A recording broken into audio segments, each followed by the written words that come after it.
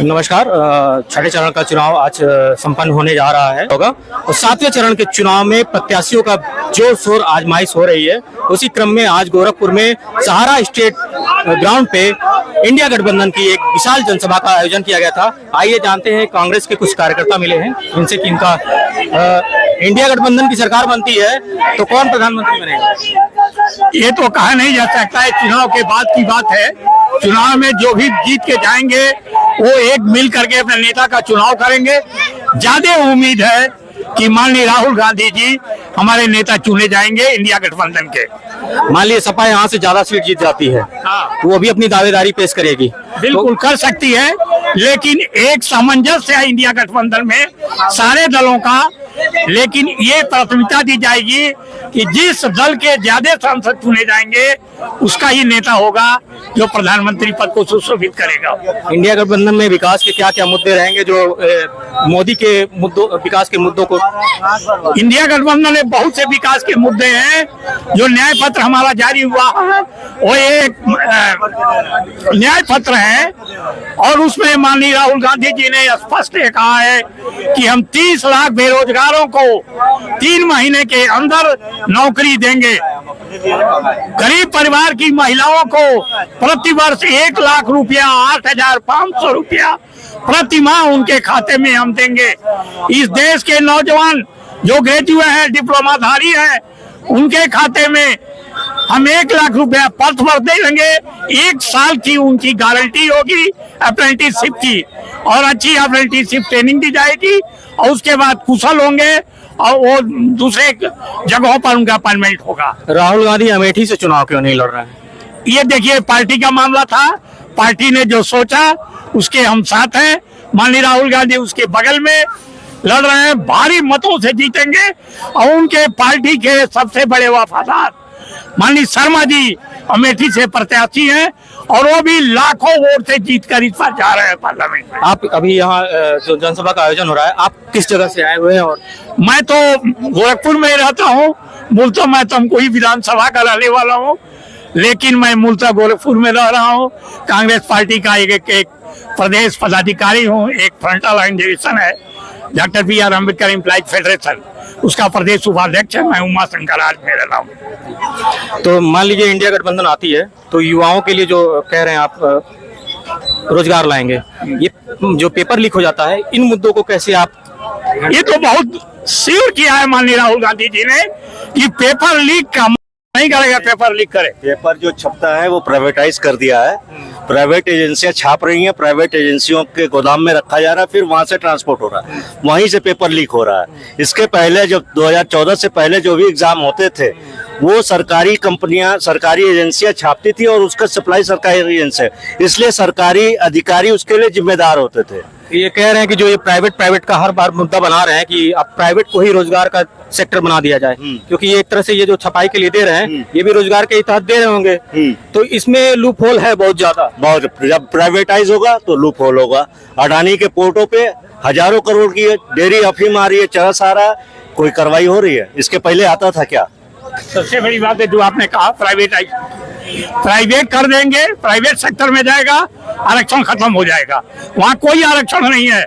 और हमारे नेता राहुल गांधी जी कह रहे हैं, माननीय खड़गे जी कह रहे हैं कि हम गवर्नमेंट सेक्टर में नौकरियां देंगे जहां आरक्षण की सुविधा होगी। आपकी सरकार आएगी तो जातिगत जनगणना कराएगी क्या? बिल्कुल बिल्कुल, ये तो कहे हुए हैं हम जनगणना उसका कराएंगे और केवल जनगणना ही नहीं कराएंगे, इकोनॉमिक सर्वे करेंगे जैसे बिहार में हुआ है। इकोनॉमिक सर्वे के आधार पर हम सारी सुविधाओं का बंटवारा करेंगे। पुरानी पेंशन बहाल होगी? बिल्कुल, ये तो बहुत जल्दी सवाल आपने किया है। मैं पुरानी पेंशन के पक्ष में हूँ। मैं यहाँ पेंशन एसोसिएशन का संरक्षक हूँ। मैं कर्मचारी नेता रहा हूँ, आज भी नेतृत्व करता हूँ। आप लोग पुरानी पेंशन के हक में हैं और सरकार पर दबाव बना रहे हैं और कांग्रेस की सरकार जहाँ जा रही पुरानी पेंशन उन्होंने लागू कर दिया। शिक्षा नीति में आपका क्या मतलब मुद्दा रहेगा? शिक्षा नीति को तो हम देखिए, हमारा अपना विचार है कि शिक्षा नीति दोहरी शिक्षा व्यवस्था है उसको बंद होनी चाहिए। ये प्राइवेट स्कूल बहुत बढ़ रहे हैं और उनकी फीस हाँ बिल्कुल आपने सही कहा, प्राइवेट स्कूल जो बढ़ रहे हैं उस पर रोक लगनी चाहिए। समान शिक्षा का सबको अवसर मिलना चाहिए जैसे पहले था। और डॉक्टर लोहिया के जमाने का है, डॉक्टर लोहिया ने कहा कि दोहरी शिक्षा नहीं होनी चाहिए। और आज इंडिया दर्जा नहीं दे रहे हैं ये लोग। इंडिया गठबंधन की सरकार आई, प्लीज इंडिया गठबंधन की सरकार आई तो वो दोहरी शिक्षा नीति पर विचार करके इसको बंद करेगी। अग्निवीर पे अभी आप कह रहे थे कि शहीद का दर्जा नहीं दिया। नहीं आपके कोई जानने वाले में है? मेरा भाई खुद है आर्मी में, दो भाई हैं।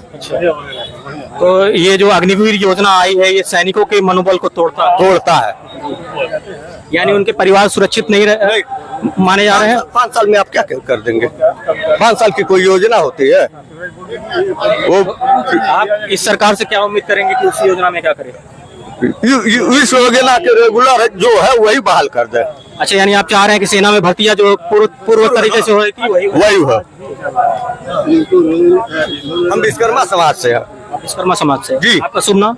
अवधेश विश्वकर्मा मेरा नाम है। आप कहाँ के रहने वाले हैं? विश्रामपुर, जंगल विश्रामपुर। ये गोरखपुर लोकसभा क्षेत्र है। गोरखपुर। तो काजल निषाद कितने अंतर से इस बार जीतेंगी? इंडिया गठबंधन का तो पूरा समर्थन आपको मिल रहा है। अरे बड़ी बहुमत से। बेरोजगार परेशान है, नौजवान परेशान है, किसान परेशान है। बिजली का बिल अभी हम 0 बैलेंस करवा के आए, 2 महीने में 1,14,000 आ गया।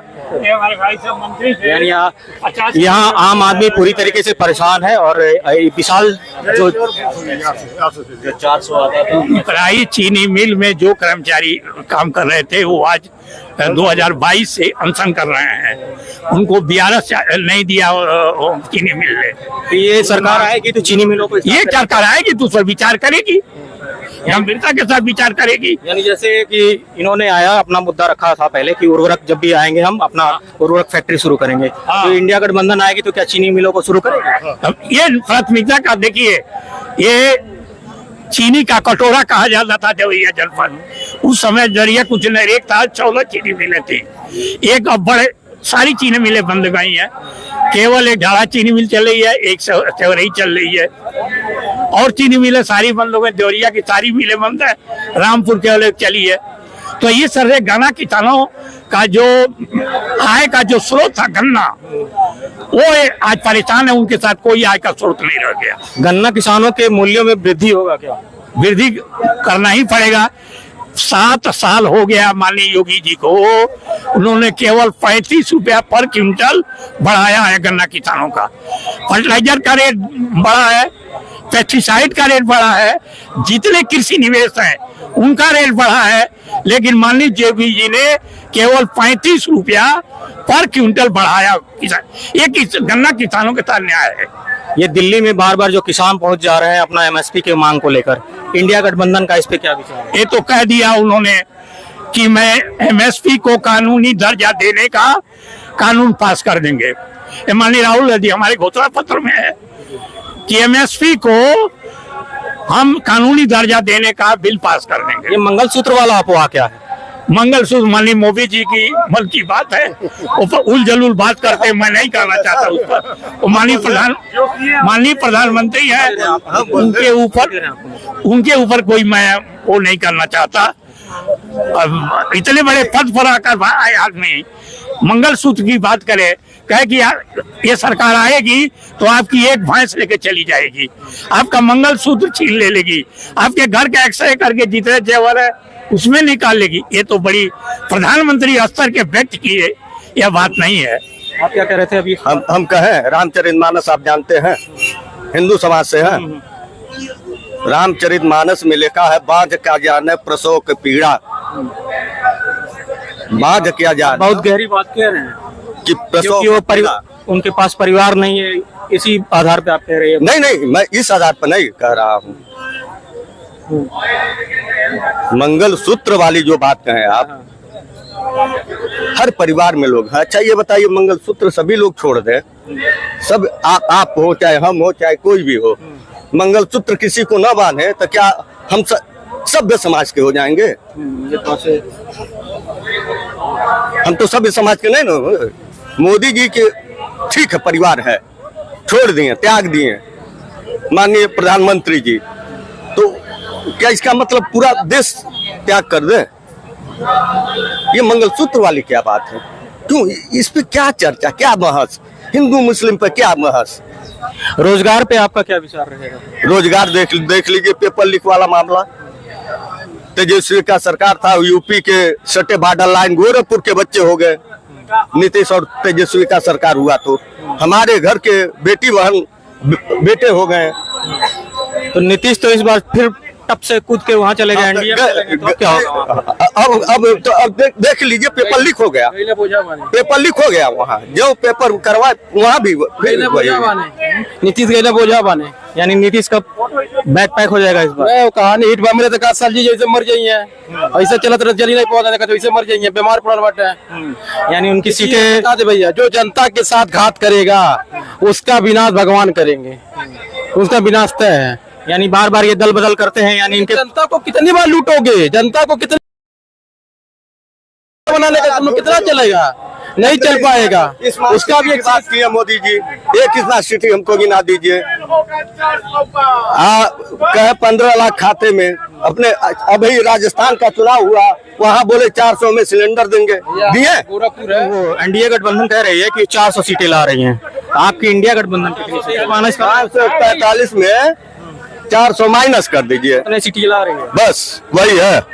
आप क्या कह रहे थे भाई साहब? भैया हम क्या कह रहे हैं, आप कह रहे 400 पार न? अरे गोरखपुर पार करके अब पैर दिखाए तब न जानेंगे हम लोग। यानी गोरखपुर से काजल निषाद बहुमत से जीत आपको रहे हैं। यहाँ पे खड़े थे, कितना ज्यादा धूप है, उमड़ती जनता, कितना उमड़ी जनता आई है, उमड़ रही है भीड़। अखिलेश यादव के दीवाने हैं। माननीय महाराज जी का यहाँ पे प्रोग्राम लगा, विराज में लगा तो कोई भीड़ नहीं। यहाँ कोई प्रोग्राम, भाजपा का कोई प्रोग्राम होता है, कोई भीड़ नहीं। हमारे यहाँ पता नहीं कहाँ से नचनिया पतनिया ले आके उतार दिए प्रत्याशी, गोरखपुर में कोई प्रत्याशी नहीं उनको दिखाई देता है। यानी बाहरी वर्सेस घर का माहौल। हाँ, घर का माहौल हो गया है। और सबसे बड़ी बात यह है कि रवि किशन जब भी भाषण देते हैं नुक्कड़ सभा पे एक ही चीज देते हैं, घमंड बा, जिंदगी झंड बा फिर भी घमंड बा। अब तो का करे आइल बेटा भैया, ओके बोलले तमीज बा, काला की मरबा तो जैसे कल आगे काला कि जौन भी जरबा पर बहुत मजा मिली। आए तो भाषण देने रवि किशन हमारे सांसद जी राजघाट पे, कहा खूब मरबा जरले में खूब मजा आया, ये आनंद आया, स्वर्ग में जाइबा।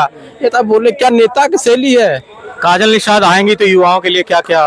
काजल निषाद एक पढ़ी लिखी महिला है, इंडिया गठबंधन पढ़ी लिखी महिला है, पढ़ी लिखी महिला आज भी संघर्ष करती है, आज कर रही है।